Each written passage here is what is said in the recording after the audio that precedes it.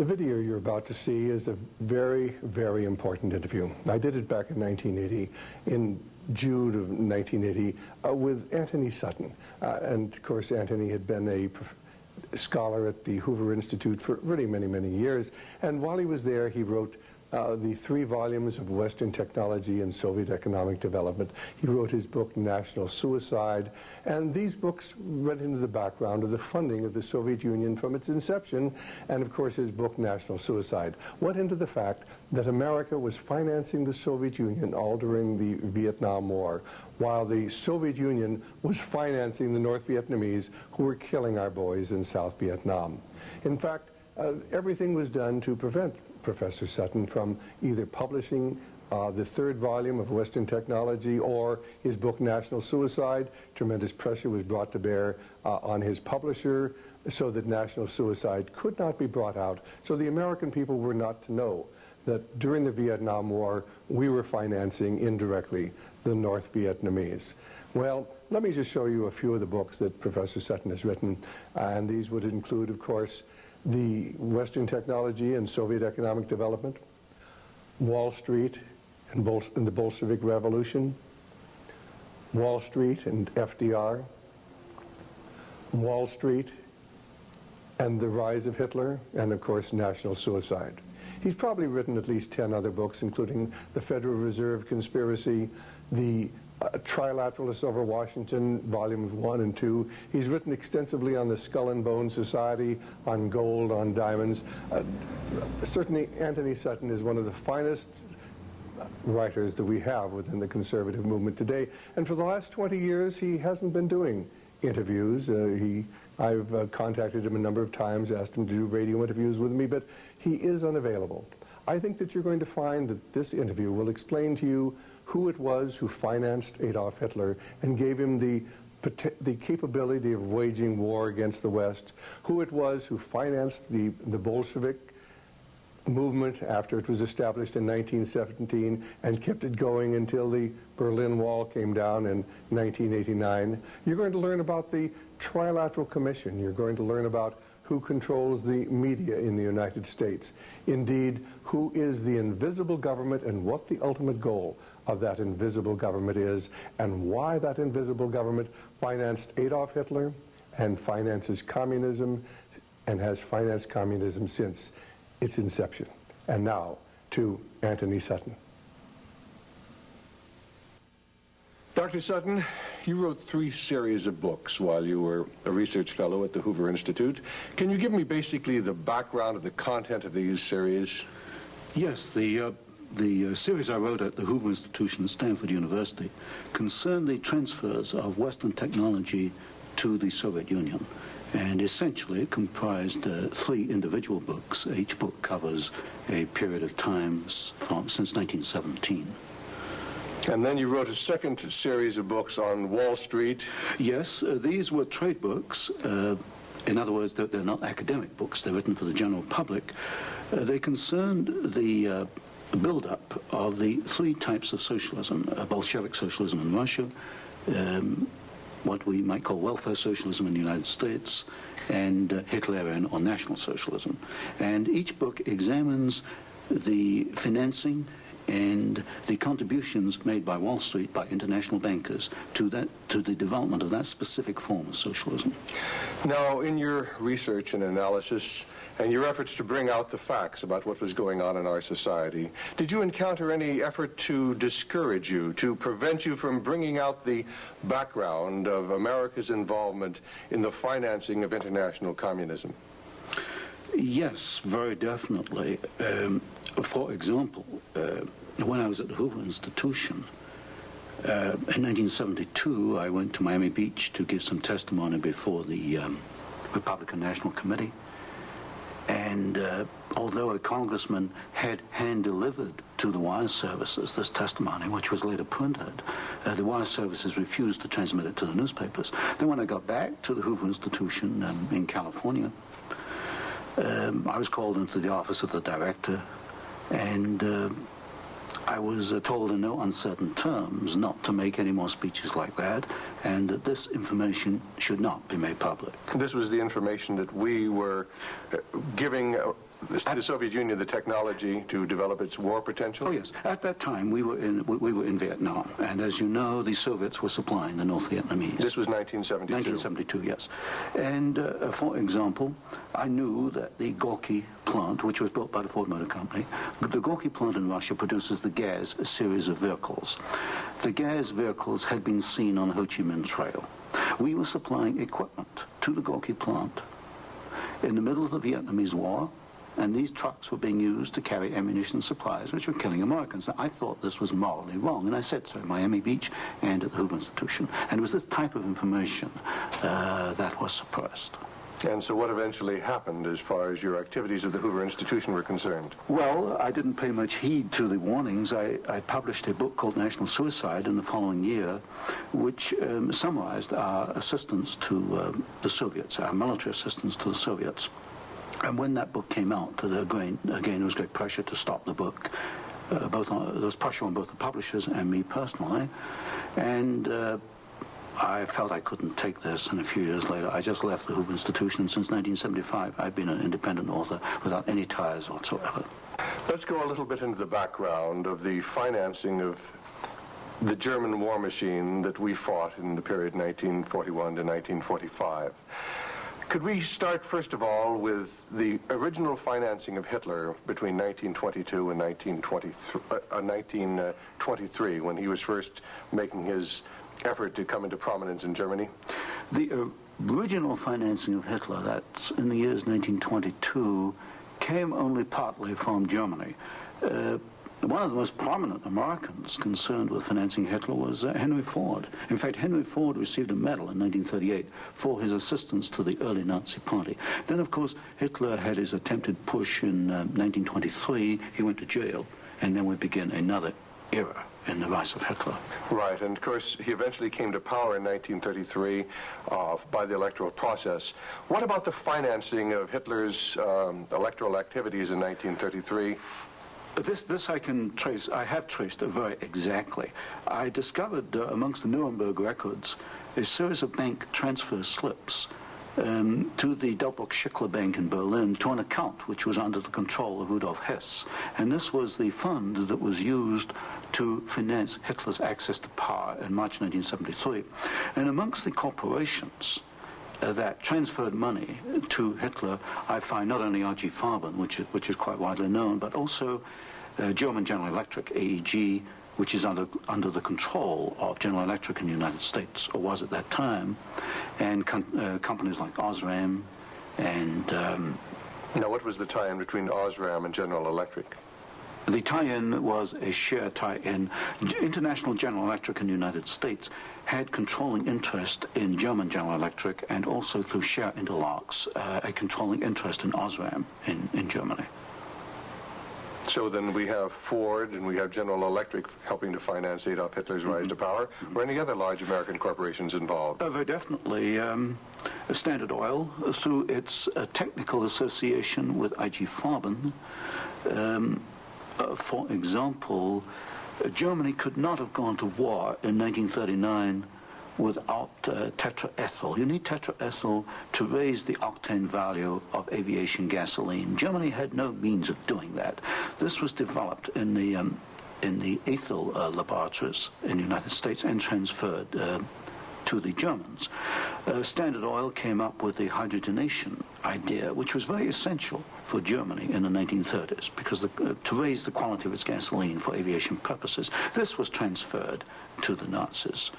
And ITT, for example, International Telephone and Telegraph, was very intimately associated with the Nazis through Dr. Schroeder, who was head of the ITT subsidiaries in Germany. And ITT controlled companies which made not only electrical instruments, but also the Focke-Wulf plant, which made airplanes, fighter airplanes. So what you're suggesting then is that American corporations were helping to finance the German industry that was building up the war potential? American corporations, only a few, not many, financed Hitler through their subsidiaries. They transferred technology.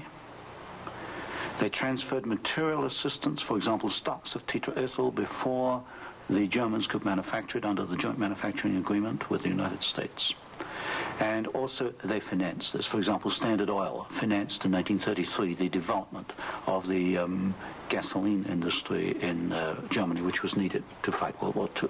And that's a very interesting point. Could you go a little bit into the background of where Germany got its oil to fight the Second World War? Because certainly Germany doesn't have oil resources. Germany does not have oil resources, that's true. It used in World War II synthetic oil, which it got from coal. And the basic technical processes for the development of oil from coal came from the United States, essentially from the Standard Oil laboratories, which had this technical assistance agreement with IG Farben. And of course IG Farben contributed something like 60% of the explosives needed by the German Wehrmacht, probably about 40–50% of the gasoline needed by the Wehrmacht and by the German Air Force, the Luftwaffe. And was there a definite interlock between IG Farben and Standard Oil? The interlock was at the technical level, the exchange of patents. It was through a financial technical assistance agreement. There were other interlocks with the United States through a subsidiary, IG Farben, in the United States. But with Standard Oil, the interlocks were at the technical and financial level. And is it a fact, it's been stated, that there were members of the board of directors of Standard Oil who were also on the board of directors of American IG Farben? Yes, Walter Teagle is one name that comes to mind, and there were several directors. Was there an interlock with Ford between IG Farben and American IG Farben and the Ford Motor Company? Not that I can recall, not offhand. Not offhand. So basically what we're seeing then is American industry helping to provide the technology, helping to provide the finance, helping to provide the material that is going to allow Hitler to create his war machine. Yes, that is correct. That is correct. Now, in your book, Wall Street and the Rise of Hitler, you talked about the bombing patterns during the Second World War, and the fact that it was amazing that there were certain factories that were not bombed, whereas the majority of the German factories were decimated, German-owned factories. There were certain factories that tied into this interlock we've already alluded to, that for some strange reason seemed to escape the devastation of our saturation bombing. In World War II, the German electrical industry was or should have been a prime target for Western bombing. But in practice, the German General Electric plants were not bombed. Of the 10 major plants, not one was bombed, and a half a dozen others had trifling damage, broken windows, that kind of thing. So what we have here is a very interesting case of an industry which should have been bombed in World War II, but was not bombed, and yet we have American ownership, which raises a certain amount of suspicion as to why it was not bombed. But as far as the German-owned electrical companies, did they undergo a rather heavy bombing? I took a look at that. The Siemens plant, for example, they were bombed. There's no question. But the industry was not targeted as a general target. So Siemens, for example, was not bombed as heavily as, say, tank plants or aviation plants, that kind of thing. You mentioned the Ford plant in Cologne. Was this a prime military target? The Ford plant in Cologne should have been a prime military target. For example, the British Air Force, the Royal Air Force, did bomb the Ford plant at Poissy in France. But the Ford plant in Cologne, which was by far the largest Ford plant in Germany, was not bombed in World War II. But did our military planners intend to bomb it? In other words, was it on the aiming report? Well, I did look at the aiming reports for the plants in Cologne. Ford was known about. They knew that it was producing equipment for the Wehrmacht. But it was not bombed. It was scheduled as a target, but it was not bombed.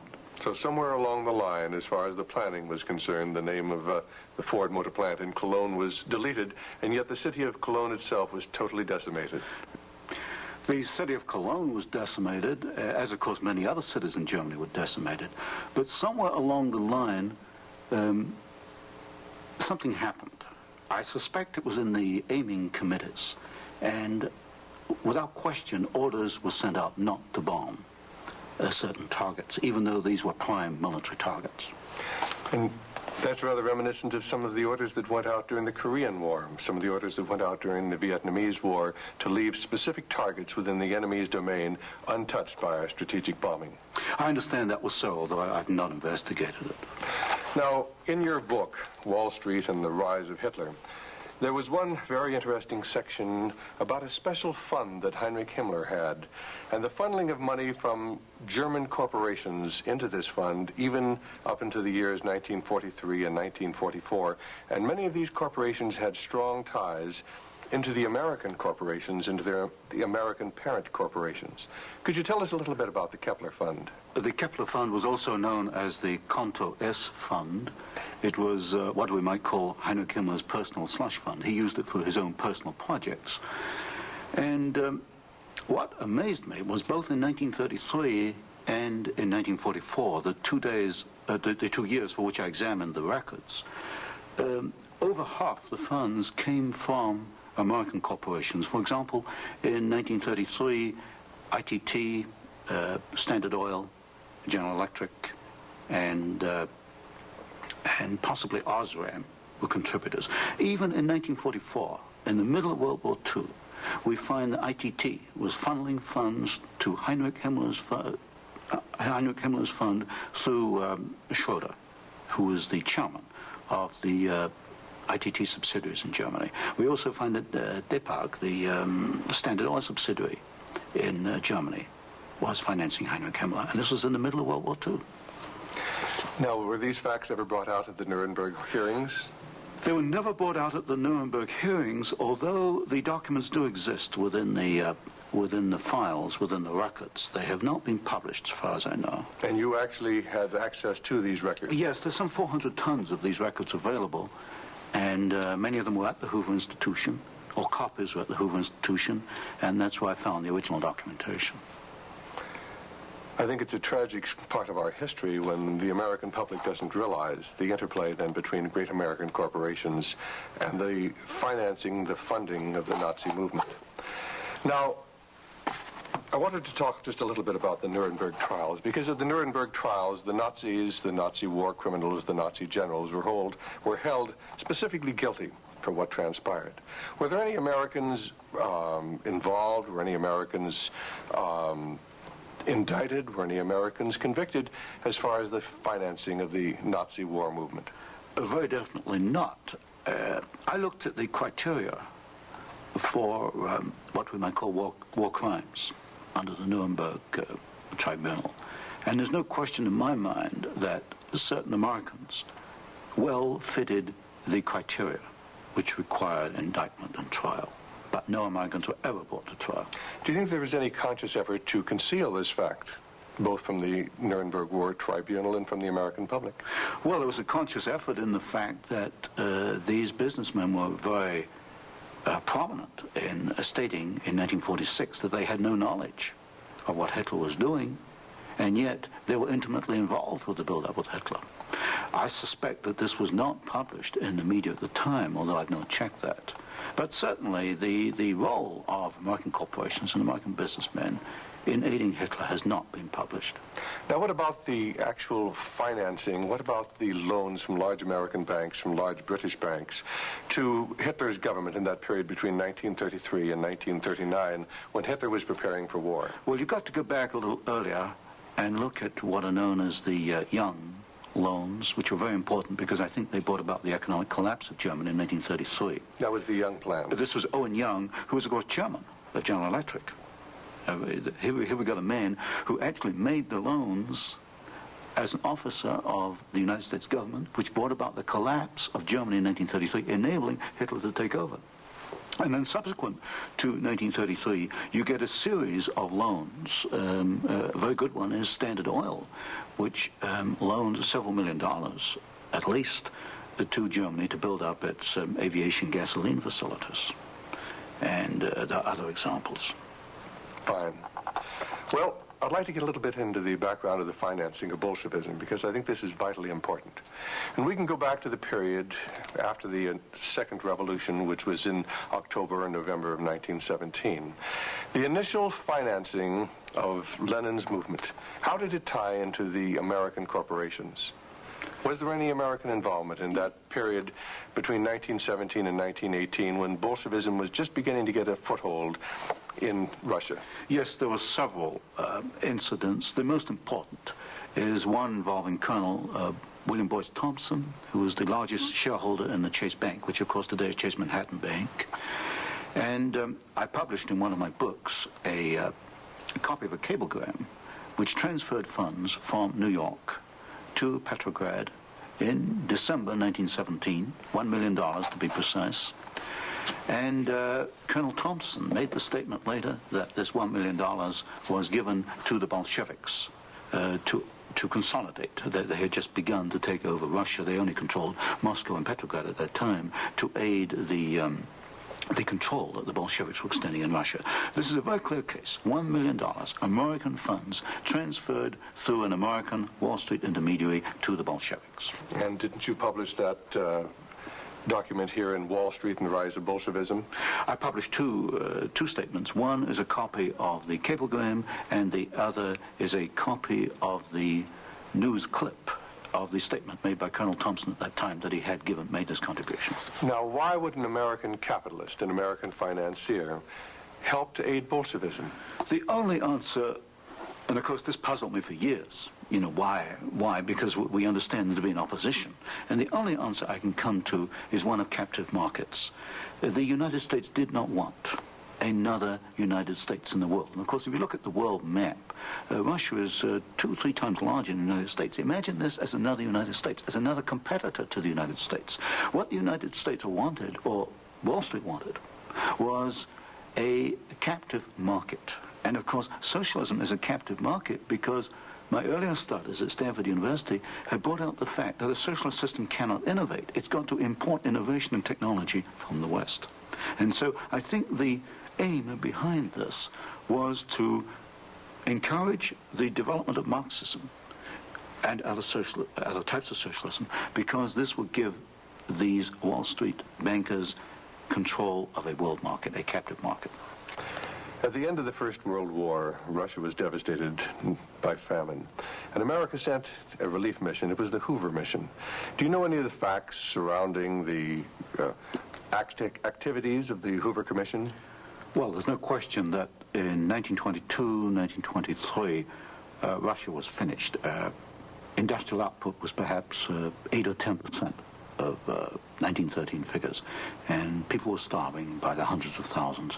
And the Hoover mission was organized, of course, to send aid to Russia. But most of the aid went to the Bolsheviks, who controlled really quite a small part of Russia at that time. Only a very small part of the aid went to the White Russians or to the Far East. And then after 1922, 1923, Lenin instituted something known as the New Economic Policy, or this series of 5-year plans. Can you tell us about the 5-year plans and the part that the major American corporations, major world corporations, played in building up the Soviet Union? Well, there are 2 separate phases here. The new economic policy was started in 1923 by Lenin, and I found, and I published this in my first book from Stanford, that every single Russian industry was rebuilt or restarted by foreign corporations, mostly German, British, French, and American. By 1928, Russia was back to approximately its 1913 industrial output. And at that point, she began to think of these grandiose 5-year plans. And in 1928, Gosplan, which is the Russian government planning commission, actually designed an initial 5-year plan, but this was thrown out. It was inadequate, and American corporations were brought into Russia. And the first 5-year plan and the second 5-year plan were actually designed in the United States by American corporations. And what were these corporations? Which ones specifically were involved? The design of the first 5-year plan was by a corporation probably not known to most Americans, Albert Kahn. But Albert Kahn was the foremost industrial architect in the United States. And Albert Kahn laid out the basics of the first 5-year plan for the Soviets. And then we find, again, the same corporations involved with the construction of the plants, International General Electric, most certainly, DuPont, Ford Motor, Hercules Motor, Curtiss-Wright in aircraft engines, and even some corporations which today we've forgotten about, like Vultee and Chance Vought. These were aircraft manufacturers at that time. And so American corporations came in and they built the first 5-year plan.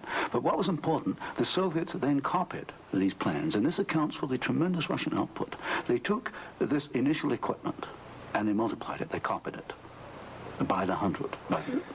Now, how about Ford Motor Company? Did they play a part in the building up of the Soviet potential? Very definitely. Ford Motor Company built the Gorky plant, and the Gorky plant produces the GAZ series of vehicles, that's GAZ, and these are trucks, and there's some automobiles. And right from the early 1930s, you find that the GAZ plant has had military potential, and Ford knew that when it went in and built the Gorky plant. And we know it because I found statements to this effect within the State Department files. Sometimes we hear the name Averell Harriman. Did he play a part in building up the Soviet technology? Very definitely. In fact, Averell Harriman came out of the Soviet Union financially at a profit. He took over the Georgian manganese concession in the early 1920s. Got this back on his feet for the Soviets, and manganese became a prime export for the Soviets, and so they were able to sell this abroad, get foreign exchange, which financed their industrialization. And then they bought out Harriman about 1929, and Averell Harriman received as compensation $1 million more than he put in the first place. How about Armand Hammer of Occidental Petroleum? Armand Hammer is a very interesting example. Armand Hammer received the first foreign concession in 1922. In asbestos in the Ural Mountains. And he also conducted for the Soviets a number of other enterprises, right down to pens and pencil manufacturing, for example. But Armand Hammer is interesting because his father, although Armand Hammer today is chairman of Occidental Petroleum Corporation, his father was Julius Hammer, who in 1919 was Secretary General of the Communist Party USA, which emphasizes the argument I made throughout my books, that at the top level, there's no difference between your top communists and your top capitalists. They interlink. You've got Armand Hammer, chairman of Occidental Petroleum. His father was secretary of the Communist Party USA in 1919. So it's basically a power grab. It's a power grab, an international power grab. Now, during the Second World War, why Russia was pretty well decimated once again by the German forces. What part did the American Lend-Lease program play in building up Russia's industrial capacity after the Second World War? Well, Lend-Lease built up Russia's capacity, modernized it, and expanded it during World War II. And there was some continuation all the way through perhaps to 1948, 1949. There was a program after Lend-Lease, which was supposed to be restricted to foodstuffs and industrial materials, but in effect, I checked the records in the warehouses in Sutton, Maryland, I find that even after World War II, and this was against the intent of Congress, I suspect, there was a massive transfer of the latest industrial equipment to the Soviet Union under the so-called Lend-Lease program. Now, in 1948, there was a fascinating book came out by Major Racy Jordan, in which he talked about American aid to the communists as far as their ability to build nuclear weapons. Did you ever have an opportunity of verifying the facts that we had given them the heavy water, we'd given them the wherewithal to build their atomic weapons? Well, as part of the work I was doing at Stanford, I did investigate the shipping documents for Lend-Lease, and I took a sample of these documents and I checked them against Major Jordan. And broadly, Major Jordan was correct within, say, about 5%. And Major Jordan, of course, made the charge that we had shipped materials to the Soviets, 1944, 1945, which were later used in their atomic program. There is no doubt he is correct. We shipped heavy water, which is essential, but we shipped other items which are perhaps less obvious to the layman. We shipped, for example, aluminum tubes, and aluminum tubes are essential for atomic energy development. We shipped graphite, and graphite is another essential component. So generally, as far as I could check, and I checked the original government Lend-Lease document, Major Jordan was correct. Now, as the years have gone by, of course, we see a growing Soviet nuclear threat. The Soviets now have MIRV missiles. Can you give a little of the background on how the Soviet Union, which really didn't have the technology to develop those MIRV missiles that threaten our cities today, how were they able to develop the MIRV capacity? Well, you've got to go back and look at how the Russians were able to develop a rocket, space technology anyway.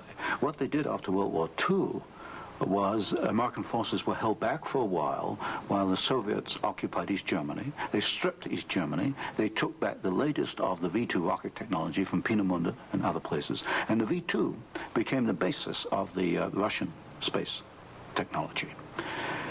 Now, if you skip the intervening years, you will find when you come to the early 1970s that the Russians did not have the capability to MIRV their missiles. And in particular, they lacked the ability to produce the very precision, micro-miniature ball bearings that are needed for the control systems. There was only one company in the world, Bryant, Chuck and Grinder, which could make the machinery which machines the races within which these ball bearings run. And without those races, you just cannot make MIRV missiles in any quantity. You can make one off, but not in quantity. Bryant, Chuck and Grinder was allowed to ship to the Soviet Union 45 of these machines at a time when we only had 33 in the United States. But wasn't there any objection to doing this? I objected at Miami Beach in 1972. Other people objected, but the objections were squashed. And predominantly at fault here is Henry Kissinger and the incoming administration, the incoming Nixon administration. This was known, I'm sure it was known in DOD. If I knew it, then certainly DOD knew it. But the objections were squashed, and there was suppression of the information. And so once again we see America building up the military capacity, the nuclear threat from the Soviet Union. Well, this goes, when you talk about MIRVing of missiles, you're talking about a quantum jump in your military technology. Now, I'm not a military man, but to me, the ability to do that is a massive leap forward, and we enabled them to do it, and we did it knowingly and deliberately. During the Vietnamese War, the Soviet Union and the Eastern European satellites were the primary suppliers of war materials to the North Vietnamese who were killing American boys in South Vietnam. Would you comment on our aid and trade with the Soviet Union and with the Eastern European satellites during that period of time? Well, there's no question that the Soviets were the prime suppliers of military equipment and suppliers to the North Vietnamese. Let me give you an example. The American pilots, as they flew over the Ho Chi Minh Trail, described the trucks that they were seeing as American trucks. Well, they were American trucks because they came from the Gorky plant, and Gorky was built by Henry Ford.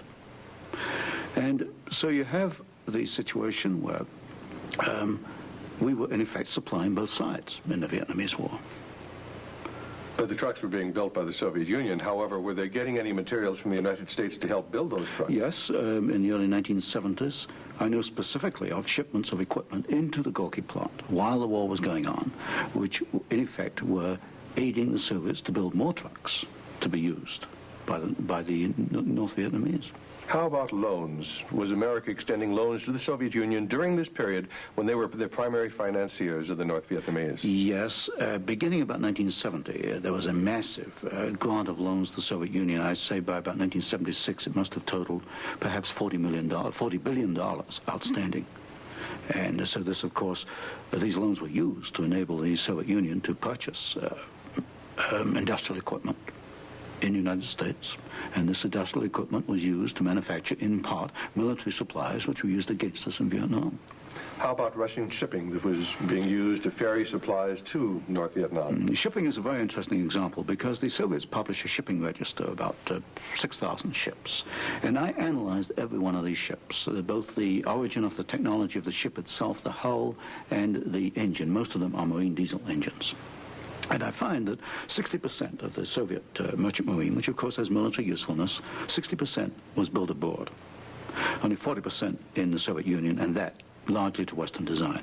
But when you come to marine diesel engines, you find something really fascinating. You find that 80% of the marine diesel engines in Soviet merchant ships are Western engines, Burmeister and Wain of Copenhagen, Sulzer of Switzerland, Fiat of Italy, because that name has come up before. But the other 20% of marine diesel engines built in the Soviet Union are built to Western design under technical assistance contracts from Sulzer and Burmeister and Wain. So in effect, there could be no Soviet merchant marine without assistance from the West. How about the building of the Kama River plant? Kama River was built in the late 1960s, early 1970s. The basic design contract was let to the Italian firm of Fiat. Giovanni Agnelli is the chairman of the board. And this is important because Agnelli is tied in with Chase Manhattan Bank. He's on the International Advisory Committee of Chase Manhattan. What caught my attention was that Fiat does not manufacture automobile manufacturing equipment. All the Fiat plants in Italy contain American equipment. And what I found was that the equipment was coming, perhaps about 60-70% of it, from the United States, from major automobile equipment suppliers in the United States. I think it was known as the Fiat plant as a cover to perhaps divert attention from the fact that during the Vietnamese War, we were building the largest plant in the world. It covers 36 square miles. We were building for the Soviets, with American equipment, the largest plant in the world. And so it was called the Italian Fiat plant, and I think this was a blind. And so they were building their trucks and armored personnel carriers and other things that could be used then for warfare in South Vietnam? We knew that the Kama plant had military potential. In 1972, I wrote it in National Suicide. I said as much in Miami Beach in 1972. This plant has military potential. It can produce military vehicles. We knew it. And of course today in Afghanistan we find that the Kama vehicles that are there in Afghanistan today from the Kama plant built by American and Italian companies. And it was after you brought out this information that efforts were made to suppress your book, National Suicide, Yes. and your other studies? Yes, because I was bringing out the fact that the Kama River plant had military potential, that we were moving the missiles with the Bryant chucking grinder equipment, and of course other facts along these lines. And what sort of pressure was brought to bear upon you? What sort of pressure was brought to bear upon the publisher of your book, National Suicide? There was pressure on the publisher to prevent publication, to stop publication. He refused to do so. There's pressure brought upon me first to withdraw the book, and then a rather deceitful sort of pressure. It was claimed at the Hoover Institution that I had plagiarized Volume 3 of my Western Technology series, which was being published by Stanford University. Well, firstly, I challenged them to point out the plagiarization, and nobody could find even two sentences that matched up. But then I pointed out that I cannot plagiarize my own work. I hold the copyright on both books, and nowhere in the world can I plagiarize myself. That's a logical impossibility. And then gradually it built up over the following years that my research was perhaps going a little out of what was perhaps required, or welcome would be a better word, and it should be confined within more narrow boundaries. And at that point in 1975 I left the Hoover Institution, and since then I've become an independent author, and I can publish what I want to publish. Do you know of any other instances where efforts were made to suppress publication of books through the Hoover Institute? I know one example, one I was personally aware of, and that was Julius Epstein's book on Operation Keelhaul, which is a very important book on the treatment of Russian prisoners of war in Germany after World War II. This book was in manuscript for several years, and he was not allowed to publish it. I heard that firsthand from Julius. Right, and eventually it was, of course, brought out. It was at a later point. Now, another example I can give is my own Western Technology series. The third volume of that was held in galleys for 1 year. Now, it costs a lot of money to hold a book in galleys, because when a book is in galleys, you want to get it out on the market to start recouping your investment. That book was held in galleys for 1 year because it was not politically wise or acceptable to publish it at that time, even though it was an academic book.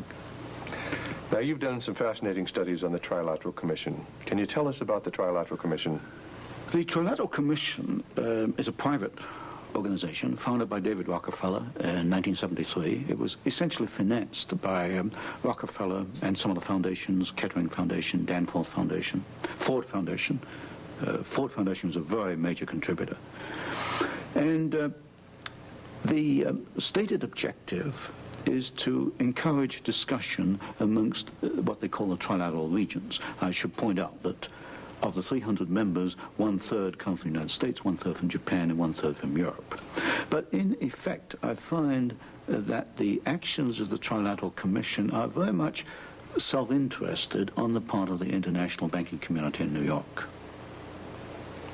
Now, as far as the Trilateral Commission's influence on the American government is concerned, it's been said that there is a very excessive representation of the Trilateral Commission in Jimmy Carter's cabinet and in Jimmy Carter's administration. Well, excessive is rather an understatement. I think there's some 200 million people in the United States. There are only 77 trilateral members who are American. Out of that 77, I counted no fewer than 18 trilateralists. That's about 1/3 of the American trilateral contingent turns up in the Carter administration. Mr. Carter himself was a trilateral, Mr. Mondale, Mr. Brown, Mr. Vance, Mr. Blumenthal, Mr. Brown, Secretary of Defense. In other words, they occupy all the senior cabinet and sub-cabinet posts. In fact, there's some key committees, intelligence and defense committees, which are only comprised of trilaterals. So here you've got 77 Americans selected by one man, David Rockefeller, who's chairman of Chase Manhattan Bank. And we find that they turn up in the key controlling positions in Washington under the Carter administration. And would this suggest to you that perhaps we do not select the government, that it is selected by these people who work behind the scenes? You can come to no other conclusion. If you look today at who's running for office, you find Mr. Bush is a trilateral, you find Mr. Anderson is a trilateral, Mr. Carter's a trilateral. We find articles appearing in Newsweek magazine, Time magazine, U.S. News and World Report, many of the major media telling us there's really nothing to be concerned about from the Trilateral Commission. Is there any interlock between the Trilateral Commission and the major media in the United States? Yes, there is an interlock, particularly in the news media. For example, the Chicago Sun-Times, the executive editor there, James Hoagie, is a trilateral. You'll find Saul Linowitz is a director of Time magazine. And I think, yes, Henry Schucht is a director of CBS. So there very definitely is an interlock between the trilaterals and the media. And perhaps this is the reason, then, that they rather play down the influence of the Trilateral Commission on contemporary American government. Yes, I had a computer survey made of all articles that have been printed on the Trilateral Commission since 1973. I could find worldwide only 73 articles. Now, what's the relationship between the Trilateral Commission and the Council on Foreign Relations? Well, of course, the Council on Foreign Relations is a much older organization founded in 1920. I did a study in which I compared trilaterals with or without membership in the CFR, Council on Foreign Relations. I find there's something over 50% overlap.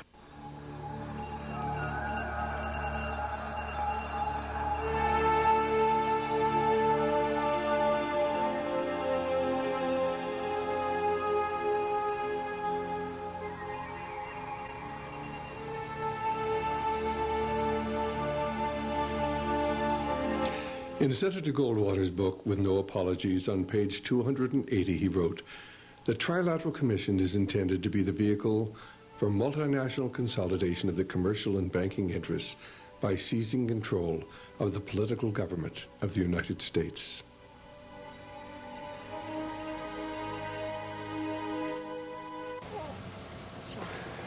Antony Sutton lives in seclusion now, as with so many men who have documented the influence of America's invisible government on our society.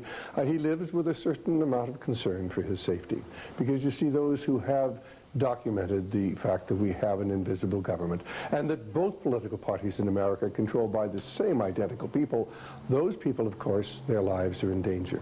Let me point out that since 1953, all but one Secretary of State has come from the membership list of the Council on Foreign Relations. Since 1953, all but one Undersecretary of State has come from the membership list of the Council on Foreign Relations, and all but one Director of the Central Intelligence Agency. And every head of the Federal Reserve Board has come from the membership list of the Council on Foreign Relations. Of the last 9 American presidents, 6, possibly 7, have come from the membership list of the Council on Foreign Relations. which is indeed the invisible government of the United States. Now, to understand the background of how this all came about, I'd suggest our video, The Descent into Darkness, which will document the origins of the Council on Foreign Relations, originally from the secret society that Cecil Rhodes created in 1891. And of course then the various front organizations, the Round Table, the Royal Institute for International Affairs in England and throughout the British Commonwealth, and of course in America, the Council on Foreign Relations really is a front group for the American branch of the Round Table and for the J.P. Morgan banking interest. Now, if you'd like to document what I'm telling you, a wonderful book. It was written by Professor Carroll Quigley, who was Bill Clinton's mentor when Bill Clinton attended Georgetown University back in the 1960s. In fact, Professor Quigley was a liberal college professor who had a tremendous influence on many of his students, and Bill Clinton even mentioned Professor Quigley when he accepted the Democrat nomination for the presidency back in July of 1962. And when he was accepting the Democrat nomination, he talked about when he'd been a student, he'd heard John Kennedy's call to citizenship, and then as a student at Georgetown University, he heard that summons clarified by a professor named Carroll Quigley. Now, in 1966, Professor Quigley wrote a book entitled Tragedy and Hope, A History of the World in Our Time, in which, in 1,348 pages, he outlined the entire history of modern times and the secret society which had come to dominate the American government. The book was published by Macmillan Company. In fact, it was so revealing that almost immediately the publishing house was bought up, and someone who worked for the new publisher destroyed the plates to the first half of Professor Quigley's book. If you doubt what I am telling you, we actually have a taped interview which I found in Professor Quigley's papers back at Georgetown University when I went through them back in 1980, and we offer that taped interview with Professor Quigley where he tells how somebody destroyed the plates, the first half of his book, and then how his publisher refused to reprint the book, even though there was demand from all over the world. That's available in our 4-tape set, The Secret Government, available from Radio Liberty by calling 1-800-5-HIV-WAR. Now, of course, the Council on Foreign Relations is not the only organization working behind the scenes to change America from a free society into a corporate socialist or fascist society. There are many organizations, and that story is told in our video entitled The Brotherhood of Darkness, and the true story of the murder behind the Orient Express, and of course is contained, at least the soundtrack, in our 4-tape set, Secret Societies. Ladies and gentlemen, America is in terrible trouble. Have you ever noticed it really doesn't seem to matter whether we have the Republicans or Democrats in control of Congress or in control of the White House? The same foreign and domestic policies continue. In fact, if you read Senator Barry Goldwater's book, With No Apologies, on page 279, he will tell you that, you know, since the late 1940s, shortly after the war, there have been 4 Republican presidents and 3 Democrat presidents, and he was, of course, taking us up till 1979 when his book was written. And he said, you know, other than the first 7 years of the Eisenhower administration, it didn't matter whether the Republicans or Democrats were in control of the White House because we had the same identical foreign policy. If you read Professor Quigley's book, Tragedy and Hope, A History of the World in Our Time, on page 1247 and 1248, he will tell you that what we really need are 2 political parties that are just the same, so we can vote the scoundrels out at any time, but nothing will change. The same foreign and domestic policies will continue. In fact, Professor Quigley, on page 324 of his book, Tragedy and Hope, the one where the pages, the plates, the first half of the book were actually destroyed by someone, and the publisher refused to ever reprint the book in its entirety. Professor Quigley tells us that the central banks of the world are working to create a feudal system by which they can control the governments, and then the governments will control the people of the world. The true objective of what's going on today is the establishment of a one world government, a new world economic order, and a new world spirituality. And behind everything that is transpiring today are dark and sinister spiritual forces. For indeed, we are engaged in a spiritual battle. If you read Ephesians 6:12, you'll find this reference. For we wrestle not against flesh and blood, but against principalities, against powers, against the rulers of the darkness of this world, against spiritual wickedness in high places. Wherefore take unto you the whole armor of God, that you may be able to withstand in the evil day, and having done all, to stand.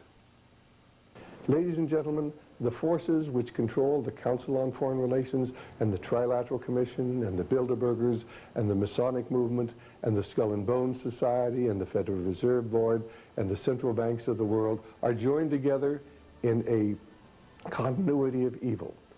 There are dark and sinister spiritual forces in the world today. They have financed communism since its inception. They financed Adolf Hitler. They took us into a no-win war in Korea. They took us into a no-win war in Vietnam. And of course today they are building up the military potential of communist China.